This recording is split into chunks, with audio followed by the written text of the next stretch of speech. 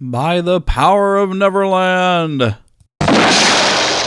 I have a podcast! I thought of all the things that I could say to come out here and introduce Margaret Kerry to you. And there are so many things that you could say about her, and there's no way that I could tell all of the things that she has done and all of the people she's worked with and all the people she knows and has known. There's no way that I could do that. She can tell those stories so much better than I can. But what I need you to know is she is the original model for Tinkerbell from the 1953 Peter Pan through the Walt Disney Company. Yeah.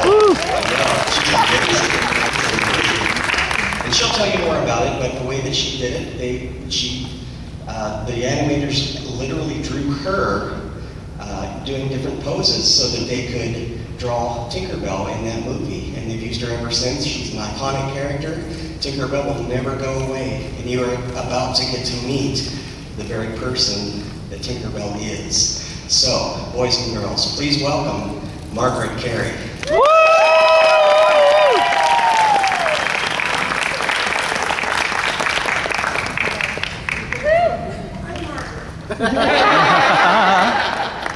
Thank you so much. Isn't she beautiful? Yes. I brought 2 books that are very, very important for my talk. And this sweet lady, I know her real name, but we'll call her Tinkerbell, is putting it down, and we're going to get ready in just a minute while I put the microphone where it belongs. Thank you, dear heart.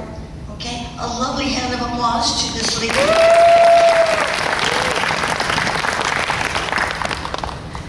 Yes, I am the original reference model for Tinkerbell. And you should see the surprised look on people's faces when I say that to them. They wait for little men in white coats to come and take me away. Well, it's a strange thing to know about. A reference model. What in the world? You know, until 1953, when Peter Pan, the movie Peter Pan came out, Disney never even told anybody they had reference models. They were going to be just so cool about it. But with our picture, they decided to let people know. And they called me and they said, we want you to go over to Orlando and get on the Disney Magic and tell everybody about Tinkerbell. And they were sweet enough to do a short DVD for me. And we'd like to run that for you today, which will show me doing Tinkerbell, show me doing a wild dance that I did for RKO. I've been a dancer all my life, and show you what I started to work when I was 4 years old, and then show me contemplating these pictures. And the reason I'm contemplating the pictures is they want to sell them. Okay, so you can have the DVD, and then you will figure out what a reference model is.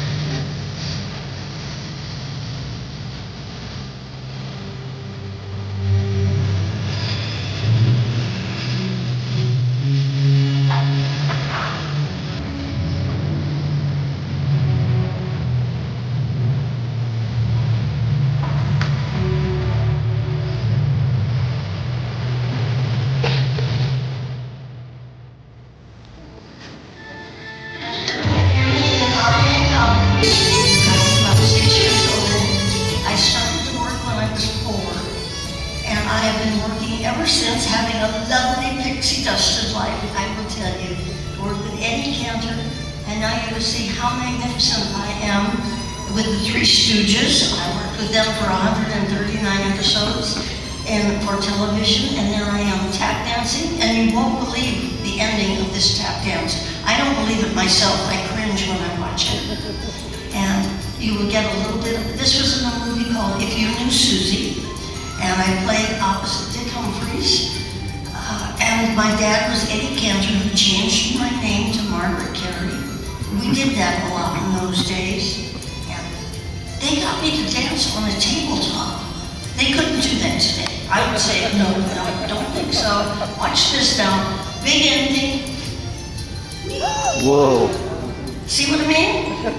So, I was one of the top dancers in Hungary, and this is where I'm looking pensively at all the beautiful artwork that they did sell on board the ship. Have any of you been on a cruise?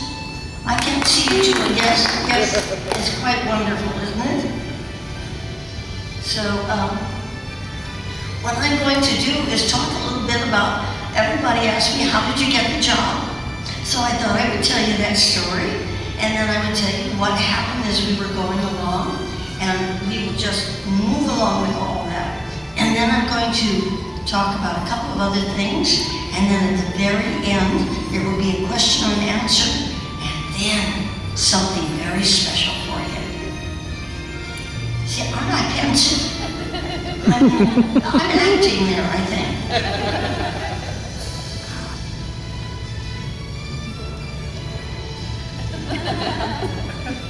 That's even better.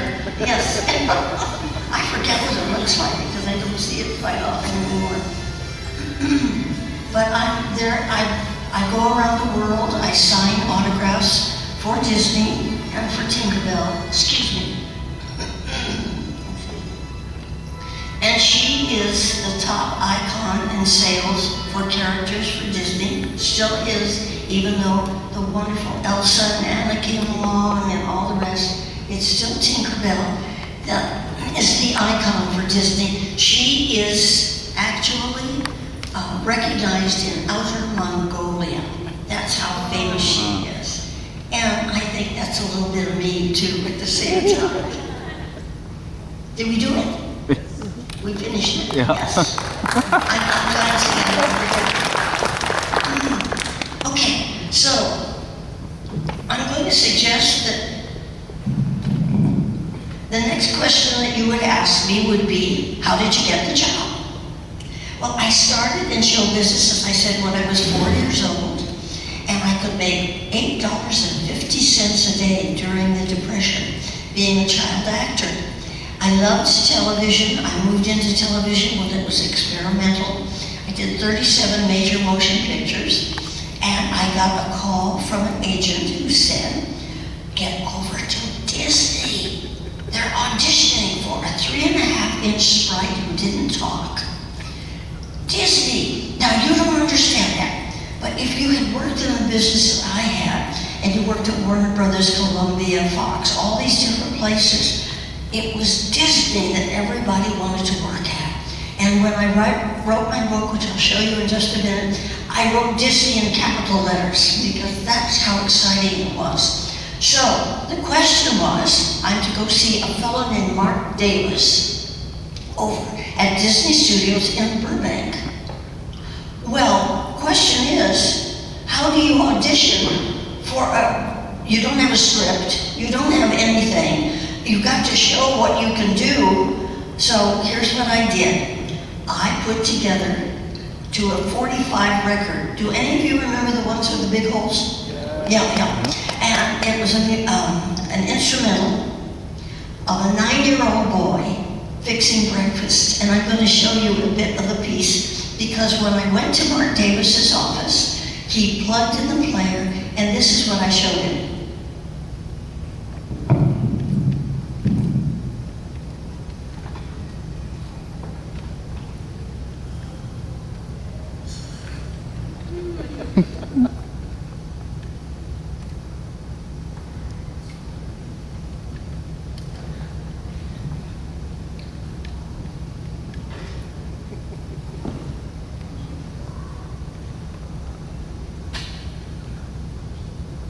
When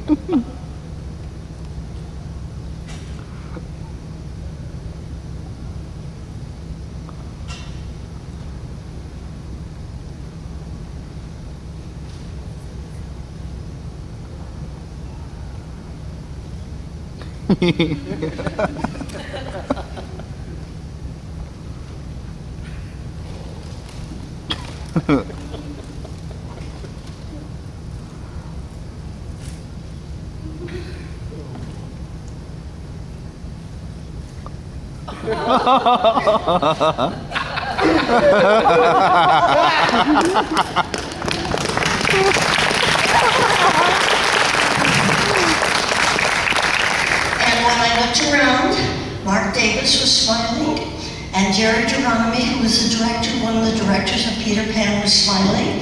And I thought, wow, I think I gotta have a good chance. Now let me tell you who Mark Davis was. Mark Davis, some of you have been to Disneyland, yes? Some of you have been on the Pirates of the Caribbean? Yes, he designed that. He designed the Haunted Mansion. He designed a Cruella de Vil. He designed Flower and Thumper for a Little Bambi. He was one of the great animators. I didn't know who he was, but I got to work with him. And of course, he designed Tinkerbell.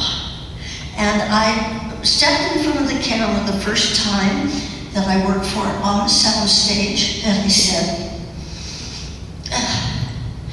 Mr. Davis, yes, that was the time. I am carbon dating myself because that's when people called Mr. and Ms. You did not call them by their first name. Mr. Davis, what would you like? Would you like me to be ditzy like Betty Boo? Would you like to have me above it all, like the Queen of the Angels? He said, Margaret, we want her to be you. And I thought, golly, I think I can do that. And so that's what that moment, Tinkerbell and I became one, alter egos, so to speak. And let me show you the first scene. In fact, you saw it up on the screen just a minute ago. He wanted me to step on a mirror, look at myself, and treat myself, and be happy until I saw my hips. I'm going to do that for you. But what the difference is, when you watch it the next time that you see the film, I played her differently than they're talking about her now. I played her as if she had never seen a mirror before. And she was not saying, aren't I gorgeous? She was saying, oh, is that what I look like? Because why would they have a mirror in Neverland?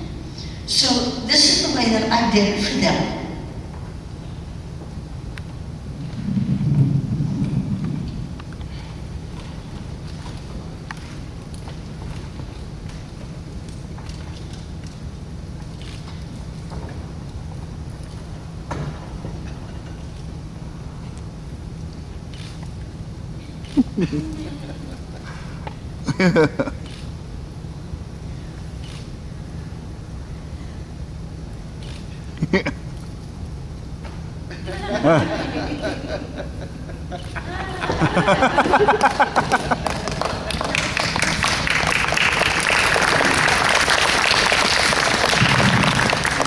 Now there has been a rumor for quite some time that the model for Tinkerbell was Marilyn Monroe.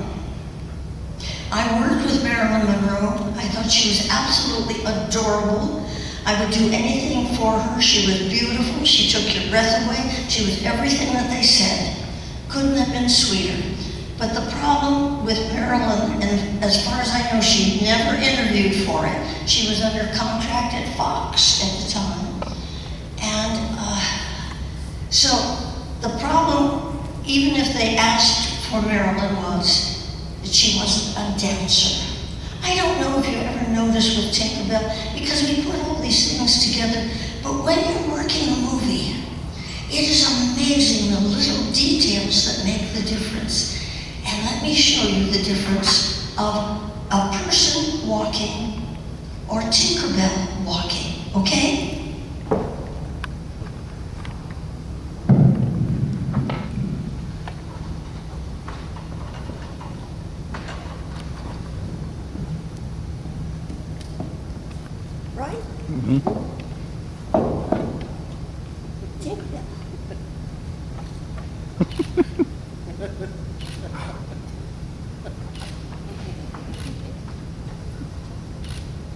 What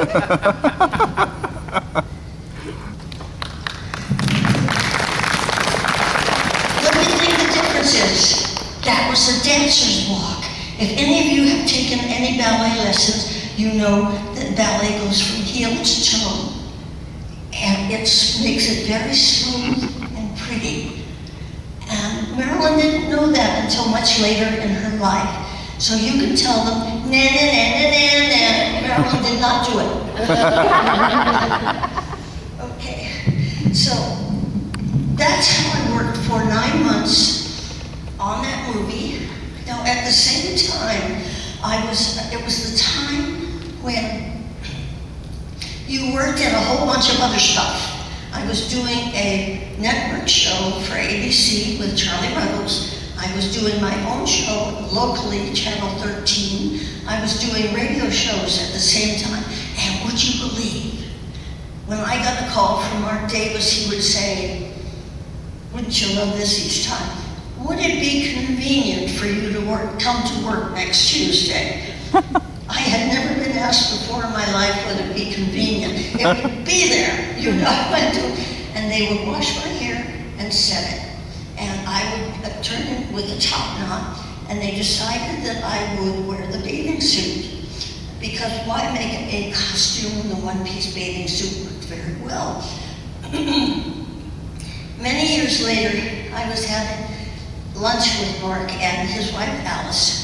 Oh, I've got to digress. I'm really good at digression, so stick with me. Alice designed most of the costumes for Small World. She also designed and had made the costumes for Pirates of the Caribbean.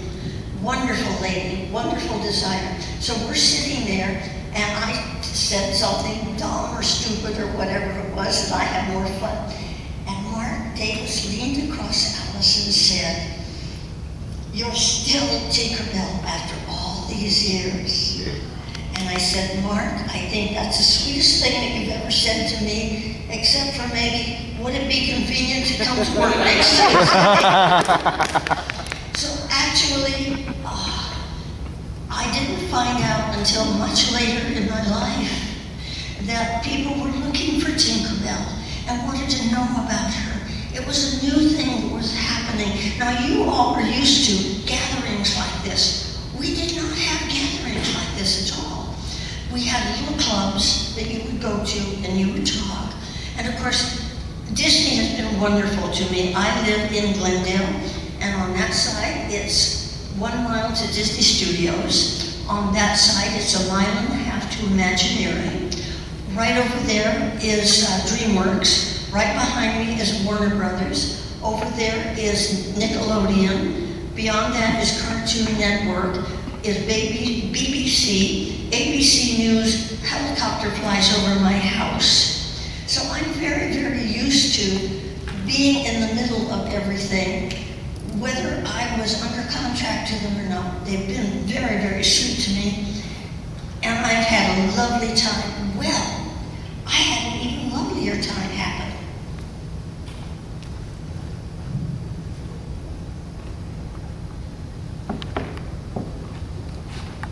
Anybody betting? There's one.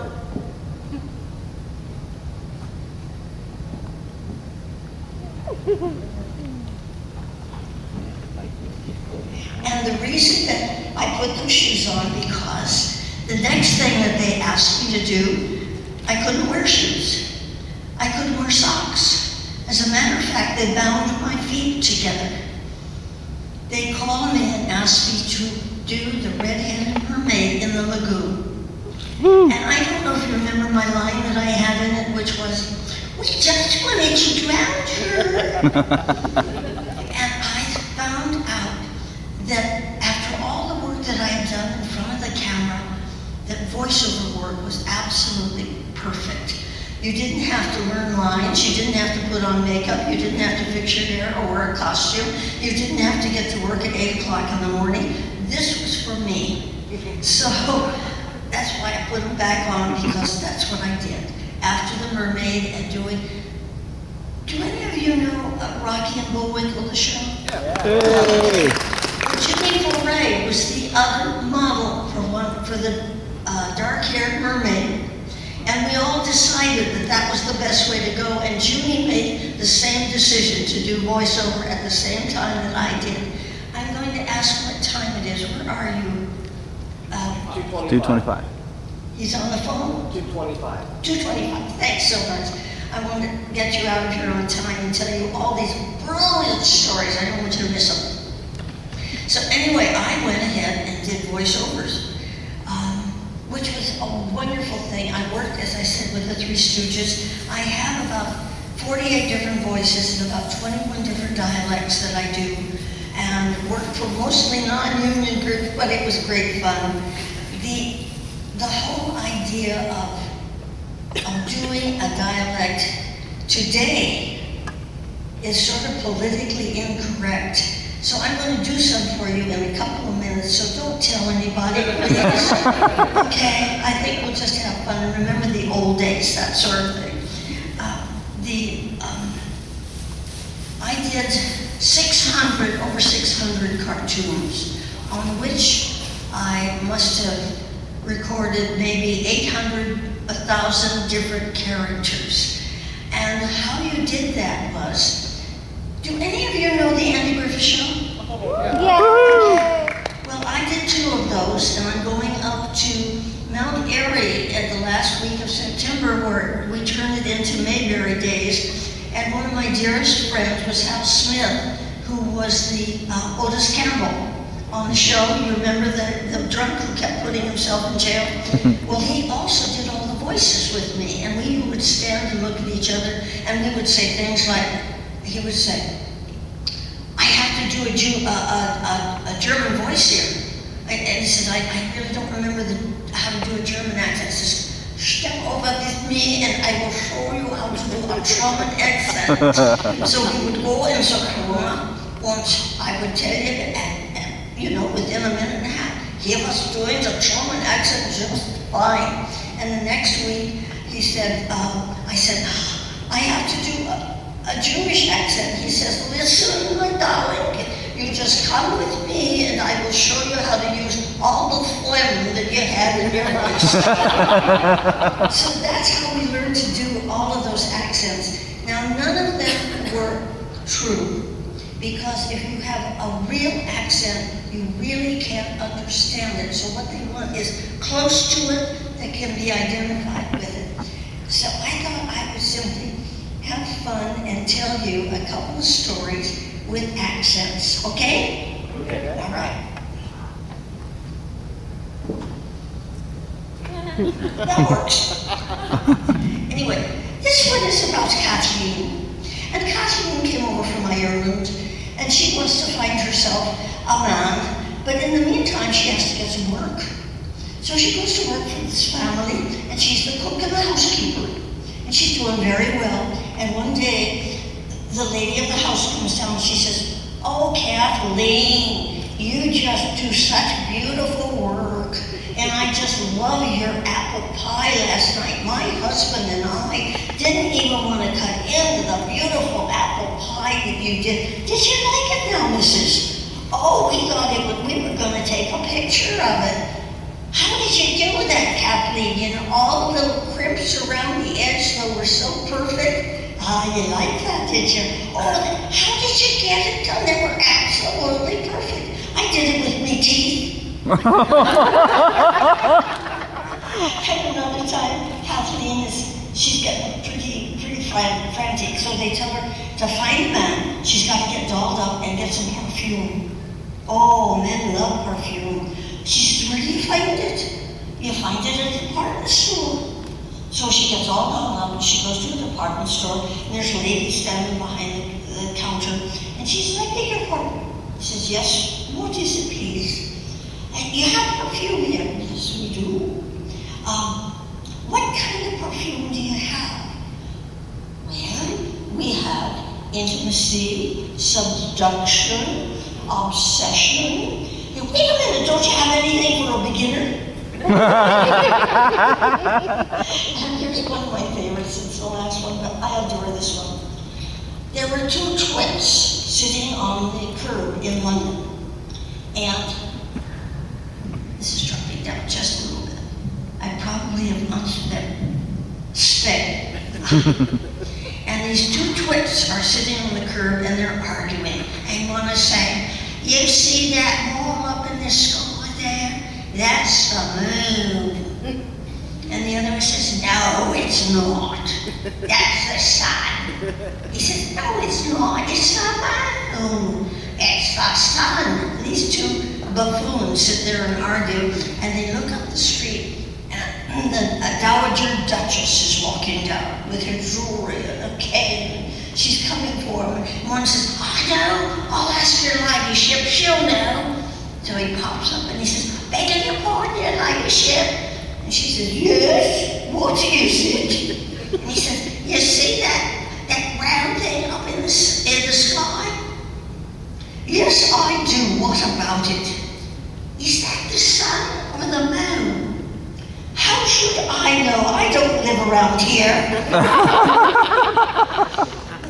Those are the kind of stories when it was gentle and kinder, and people really, really enjoyed it. We would go on tours doing dialect stories because they hadn't heard the dialect for so long. Never wear spangles, you get stuck.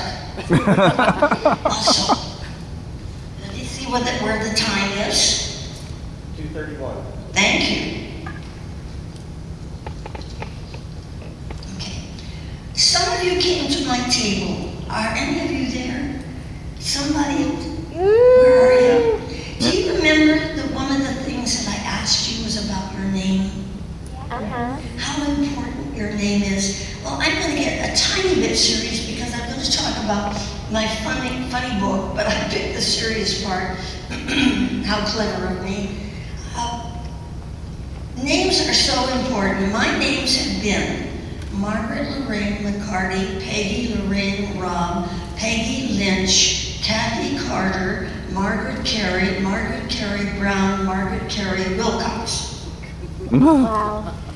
And you know, I still felt like I was looking for my name because, like some of you, I was adopted. And the name of my book is Tinkerbell Talks, Tales of a Pixie Dust of Life. And let me tell you a little scene that happened with me. I was 54. For 50 years, I didn't know my family. And I had produced a 15-minute show for the state of California on earthquake prevention. And through that, met a lady who was helping people find their birth mother. And so I went to see her, told her what I knew, and that I thought my mother had died in childbirth. I was only 3 1/2 at the time when I was adopted. And so she said, well, let me see what I can do. She called me up a month later and she said, how would you like to talk to your baby brother? I went, wow, my baby brother, kind of thing. And she said, your mother was buried in a cemetery in Glendale. And I went over one day and I thought, I'm never going to find it. I'm never going to find my family. Well, I walked up to the lady and said, she said, when was your mother interred? And I told her, 1933, July 13th. And she went and got a file. And out of that file, just like a movie, the camera comes in, the music, a little half piece of paper dropped to the counter. And she said, oh, someone named M.A. McGee came back and bought a headstone for your mother's grave 11 years later. I said, oh no, yes, and not only that, M.A. McGee lived a block away on Bruce Avenue. I said, can I write that down? So I went to see my mother's grave and it said Nellie Henderson McCarty. My mother's name was Eleanor Mary McCarty. Wait a minute, something's wrong there. And then I thought, no, a McGee. Somebody would know a McGee, M-A-G-E-E, in Glendale. Because Glendale is such a wonderful town, no one in their right mind would ever leave. They just wouldn't. So I tore a piece out of a directory, a phone directory. That's when we had them hanging on the phone. And I went home and I finally called the first one, dialed M-A-G-E-E, and there was no answer. I dialed the second one, and that was a busy signal. I dialed the third one, and I heard, hello. And I said, I'm looking for M.A. McGee, who lived on Bruce Avenue. And she said, I'm Mildred McGee, and I lived on Bruce Avenue. And I said, did you buy a headstone for my mother, Nellie Henderson McCarty? And she said, Nellie was my older sister. Margaret Lorraine, is this you? She remembered me from when I was 3 and a half. And I said to her, would you be adverse to meeting with me? She said, you get yourself right over here. And I found my whole family. So names are so important to me. And I want to tell you how important. Find out while you can, how you got that name, who you were named after. What you never know when you're going to use it. I know that it's a lovely story, and it happened because I had a pixie dust life. I really, really do. And so I want to let you know that's in my book.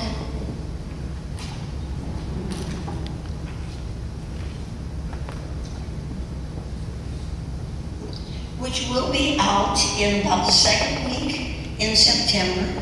And that's what it's called, Tales of a Pixie Dust Life. Everything about Tinkerbell in it and all my life, and working on the Andy Griffith Show, working with Funkadelic and doing an animation for them, and all the things that I have done.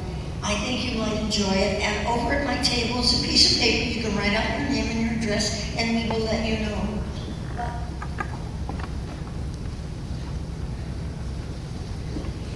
So like Tinkerbell, sad things turn to wonderful things. And I think that's what we remember about her and love about her. And now I'm going to ask if we could do some Q&A. Anybody have any questions? I think there's a microphone someplace there. And Todd, would you be so kind as to stand with the person? Because I'm 87 years old, folks, and I don't hear that well. Don't tell anybody. That's our secret, okay? Okay, so my question was, do you think that Tinkerbell would ever warm up to Wendy, or do you think she would always have that, like, jealousy over Wendy stealing all the attention from Peter? I got Wendy's name in there. Try again. Do you think that Tinkerbell would ever warm up to Wendy, or do you think she'd always just be really jealous? I think that most people, I think I'm answering the question, after reading her and understanding what was going on, people misunderstand that Tinkerbell was not in love with Peter Pan. He was her hero who would take her on adventures. And when they ran smack dab into Wendy, that big ugly girl might be taking her place. She had to go. So I sort of say that Tinkerbell is Peter's groupie. Which really makes sense of what she's doing, because as we know, James M. Barrie said that she was so tiny that she was either very good or very bad. And in this case, she was very bad. Thank you for the question. Hello. I was wondering, when you first visited Disneyland, what was your impression of it? What was your first reaction to it? Well, interestingly enough, I did not get to the opening of Disneyland because I was expecting my second child. My husband had been, who was in television, was the associate director on the opening kind of thing. But my first impression of everybody called me and said, do you realize that Tinkerbell is every place? It's on the napkins, on the tickets, on everything, on the banners and so on. I said, well, what about Mickey Mouse? I mean, no, not here, it's Tinkerbell. So when I went to see it, of course, I was just dumbstruck. I mean, no one had ever seen anything like this before. But I have to say, wow, I'm the hostess here. That's when we were using host and hostess, not cast member. That was way back when. So yes, I just was dumbstruck, and I had to go back the third time to really understand what was happening and how it was happening and how remarkable it was. Thank Thank you. And thank you for, Peter Pan is my favorite childhood movie. Thank you for being such a big part of my childhood. Thank you. What was your favorite part about playing Tinkerbell? Okay, I need that repeated. She's asking your favorite part of being Tinkerbell. Being here on this stage right now. Truly, I'm the happiest people in the world, and they think I'm the happiest person in the world, and I am. Because Tink and I are really alter egos. I can hardly wait to find out what's around the corner. I pick up a book, I want to know, oh, that's something else that I haven't gotten around to. And this is the joy of her, and knowing that she's given this pleasure to everybody. She really, really is. She's amazing. And so much of it was Mark Davis, one of the 9 old men of Disney, one of the great artists and animators of all time, and I got to work with him. I still think it's fantastic. What other roles did you play? Like, did you do any other roles for any other cartoons and stuff? Hadn't a clue. I can't. She's asking what other characters you have played besides Tinkerbell. Well, the redheaded mermaid was one. In Clutch Cargo, I played 297 episodes for television, and I played 8 or 9 different characters in each one, including one I'll never forget was a camel. that was interesting. I also did in another one with Captain Fathom, a penguin, and then I was Secret Agent X with a patch over my eye, and I'm a newborn baby. One of my favorites was, oh yes, I'm going to get you, Mo and Larry and Curly Joe. You just come into my house and let me show you around, won't you, dearie? So I did the witches, and those kind of characters, great fun. They really were. Thank you for asking. Okay, so my question is, when did you get to know what Tinkerbell looked like? Oh, the first day that I walked into Mark Davis's office, what they do is they put all the big sheets that they've sketched around the room, and then try this character doing this, that, and the other. And so I walked in, and here they were. You know, it was wonderful to see. By the way, I love this story too, because it happened that same luncheon when he said, "You're still Tinkerbell?" I said, tell me, baby, you just don't want to stay put, do you? Okay. I said to Mark Davis, do you realize that she's the only really iconic character who shows her underpants? And Mark Davis answered, he said, did you notice they're always clean? But she is. She's the only one, and he drew her that way. Hello. Hello. Well, with all these new movies, these new Tinkerbell movies, obviously the very first Peter Pan with Tinkerbell is always going to be the best one. But other than that, which other of these Tinkerbells have you liked so far with all the other Tinkerbell movies?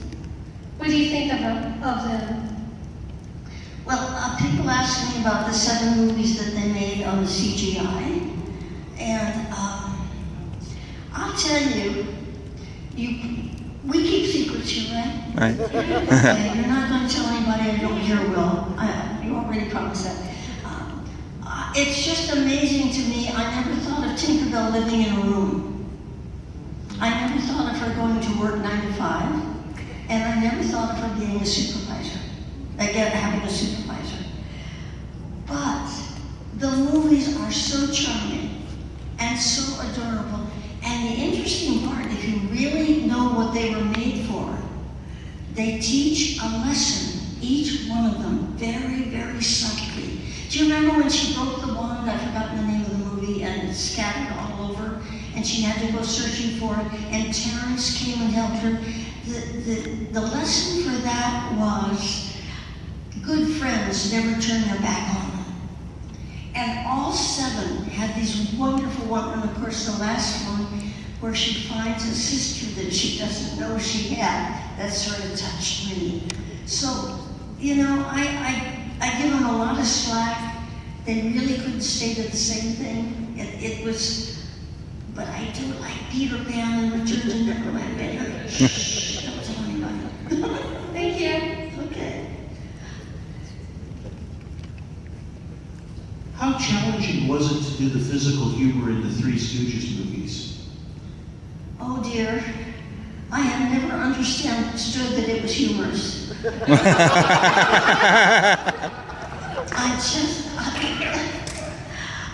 By the way, they were wonderful people to work with. They were amazing people to work with. And Mo Howard's wife and Larry Fine's wife ran the whole shebang. And if Mrs. Howard thought that they were taking too long for us to record this scene or whatever, she'd say, Mo, it's getting close to lunch. And he'd say, yes, darling, and we would record it like that. They were all dear people. And interestingly enough, if Mo Howard combed his hair back and we went out to lunch together, hardly anybody recognized him. I found that interesting. But I never found hitting people or any of those things was funny. But, you know, I'm a girl. What can I tell you? I think that that's about all that I have time for the Q&A. Oh, there's one more. Okay, I see it. Yeah. I see it. What was your favorite role to play other than Tinkerbell? Would you say it again? What was your favorite role to play other than Tinkerbell? Other than Tinkerbell. Oh, good question. I have no answer. I really don't. Every role that an actor does is a favorite role at that moment. It's true. If they tell you that. Tinkerbell, of course, has lingered and lingered because she gives such joy to everybody, and people yearn for it. As a matter of fact, I'm going to do something right now that will tell you about that, and I think it's about, yes, I can just do it. I want everybody, if they would, to stand up and stretch.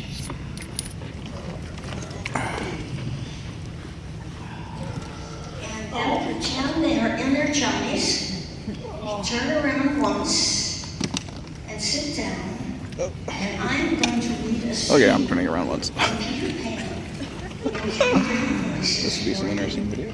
And bring back the time when people read to you. And it goes this way. This is the Darlings nursery at the very beginning of the story. And you know the Darlings, they had 3 children, Wendy, Michael, and John. And this is when Peter Pan first comes. It says, and there was another light in the room, 1,000 times brighter than the night light. And the time we have taken to say this, it has been in every drawer in the nursery, looking for Peter Pan's shadow, rummaging through the wardrobe, turning every pocket inside out. Oh, it was not really a night light. It made a light by flashing about so quickly that when it came to rest on the second, you saw it was a fairy. No longer than your hand, but still growing. It was a girl called Tinkerbell, exquisitely gowned in a skeleton leaf, cut low and square, through which her figure could be seen to best advantage.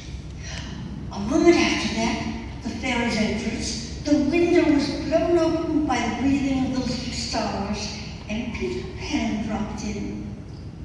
Tink, where are you? She was in a jar for a moment, and liking it extremely. She'd never been in a jar before. Oh, do come out of that jar and tell me, did you find my shadow? The loveliest tinkle as of golden bells answered him. It was a fairy language. Oh, you ordinary children, you can never hear it. But if you were to hear it, you would know that you had. Tink said that the shadow was in the big box. She meant, of course, the chest of drawers, and Peter jumped at it. Now, he got the shadow, and if he had thought at all, but I don't think he ever did think, but he thought that if he got the shadow and it came close to him, why, they would be attached. But they didn't.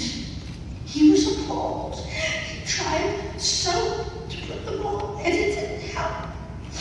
And he sat down and he cried. His sobs woke Wendy, and she sat up in bed. She was not alarmed to see a stranger crying on the nursery floor. She was only pleasantly interested.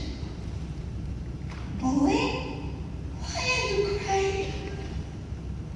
Peter could be exceedingly polite, and he leapt up and bowed beautifully. What's your name? Wendy, Moira, Angela, darling. What is your name? Peter Pan. Is that all? Well, yes. Oh, I'm so sorry. Oh, it doesn't matter. Where do you live? Second star to the right, and straight on till morning. How old are you, Peter? Oh, I don't know. I was quite young. Wendy, I ran away with the day I was born. Yep.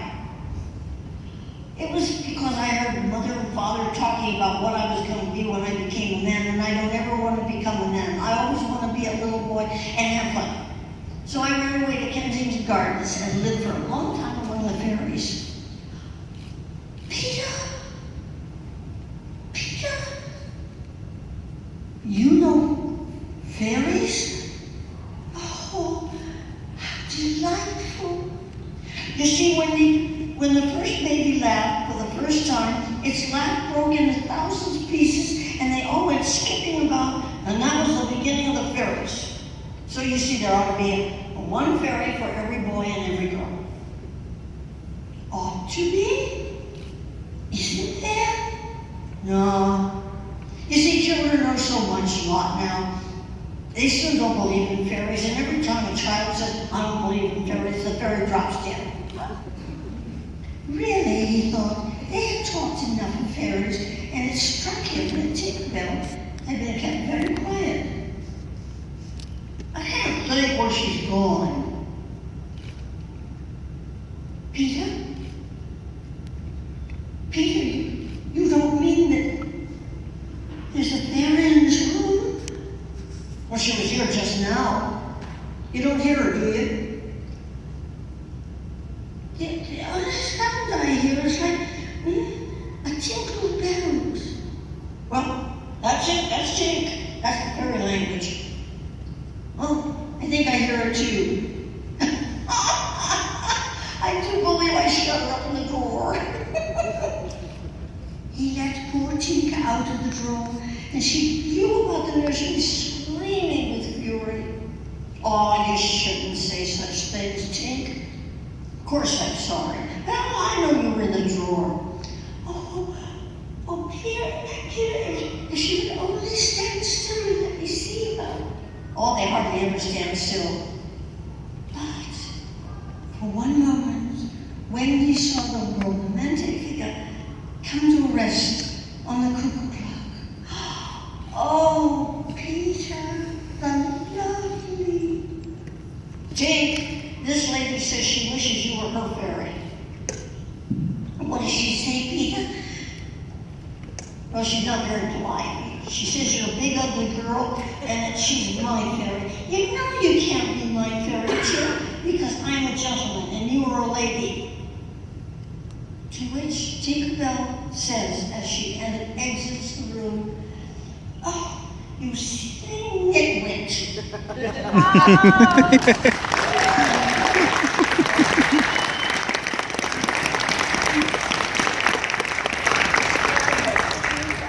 Caught up a little bit with Tinkerbell and through Disney, and one of the reasons that I am here, we talked about names, is Disney's name. Now, I told you I live right around Disney. All the people around there, we take him for granted. But many of you do not know that Walt Disney got his start right here in Kansas City. That is so huge. That is huge. And the dear lady, who was Alice, the first one, she lived here. She was a dear friend of mine. She told about the theater where Walt Disney found her, where she was doing a commercial for, I think it was Reneke Bread. And he said, we're going to do a cartoon, a combination. We're going to do a live girl with cartoons of animals all around. She's going to react. And we think you're the one. And he didn't have enough money to have a place to shoot it. And Virginia said the first one was filmed in her house here in Kansas City. That was the one that sold. And on top of that, she said, you know where I was tucked in the bedroom? And that was my bedroom. And those were my pajamas that I was tucked in. And I said, Virginia, the amazing thing to me is that you were directed by Walt Disney. She said, not only that, his brother ran the camera. And that was how he started right here in Kansas City. There's an organization that is called Thank You Walt Disney. And they have a table here. I want you to find out about it. It is so vital for you to know. This is huge, ladies and gentlemen, for your city and for your area around here. People should come here, should see the building where he started with laugh-o-grams, and you're the ones that can do it. So please, if you would make a little promise to Tinkerbell, that you would go to that table and at least find out about it, because that's why I'm here. They brought me here along with Matt, who does the, what's the name of the group that we're, Comic-Con. But that's what I want you to know. I want you to take it in that you're a Kansas Cityan, I guess that's what they call it, and you can claim Walt Disney, the start of that huge career, a man who changed the world. Okay? And so I need you to do one more thing.